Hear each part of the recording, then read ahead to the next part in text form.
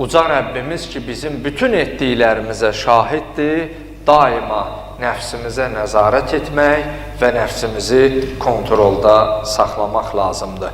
Son olaraq bir qayda, yekun olaraq bunu söyleyeyim və sözümü elə bununla da bitirim.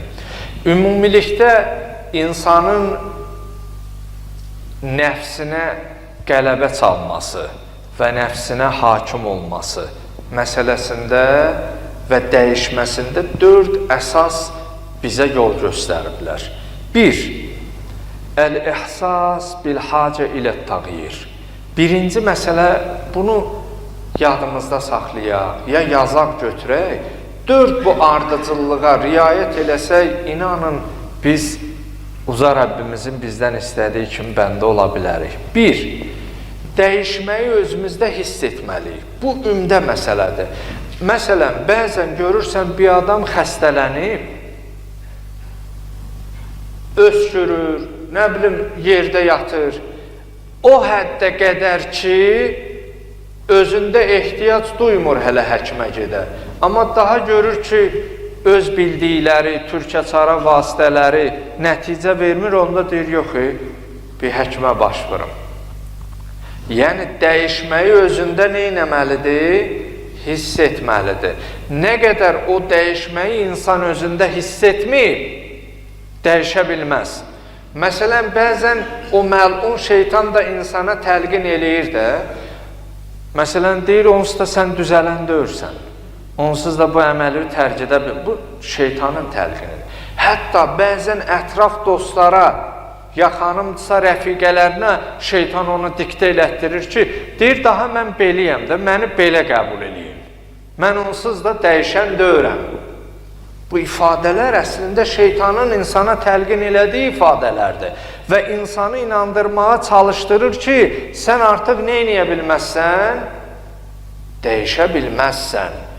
Amma insan daima dəyişməyə imkanı, iqtidarı olan və əzm və iradəsi nəticəsində dəyişə bilər. Məqsədə doğru biz böyük məqsədləri kiçik addımlarla fəth eləyirik.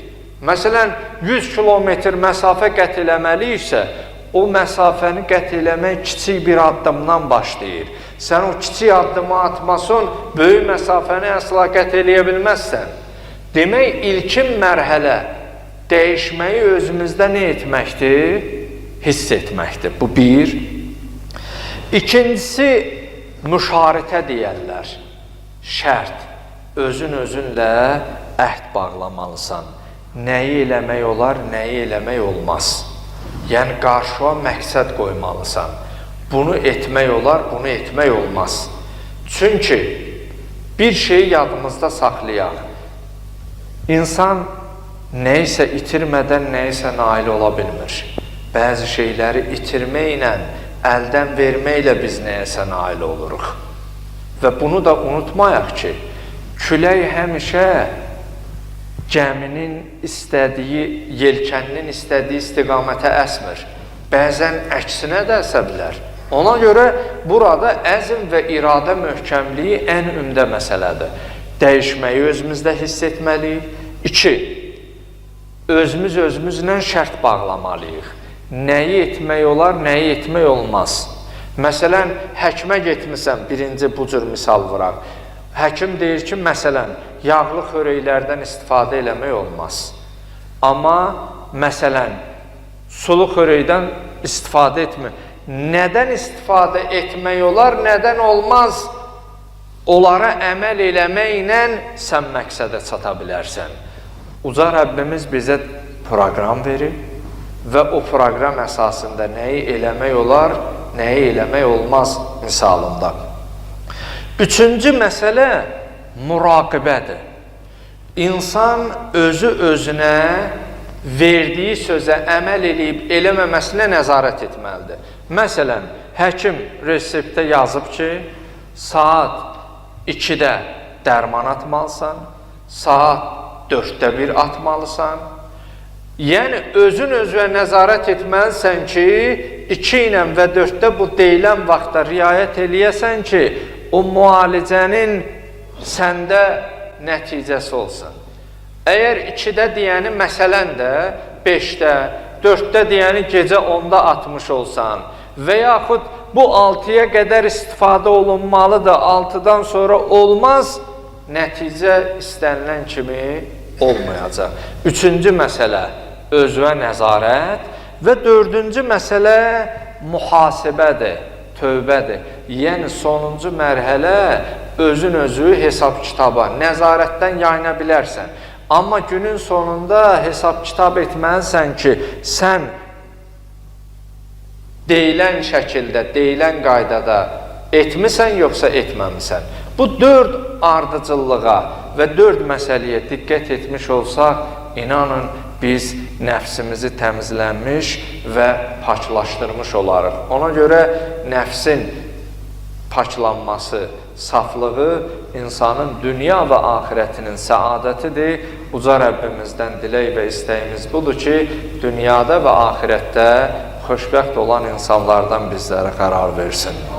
Allahdan diləyək, daima nəfsinə qələbə çalan insanlardan bizi qərar versin. Və nəfs ilə əqlin mübarizəsində nəfsin əqlə hakim çalan bəndələrindən bizi qərar versin inşallah. Uca Rəbbimizdən dilək və istəyimiz budur ki, bu danışılan söhbətlərin, ayə və hədislərin bizim ruhumuzda, qəlbimizdə öz təsirini, izni, öz qüdrəti ilə yerləşdirsin inşallah. Və uca Rəbbimizdən dilək və istəyimiz budur ki, qəlbimizdən kini, küdurəti, şeytənəti, vəsvəsəni kənar eləsin. Cəmiyyətimizi bir-birinə rəuf-ü mehriban eləsin. Bizləri dini İslamda, məzhəbi, mənhəc-i Əhl-i Beyt əleyhimussalamda daimi və əbədi qərar versin.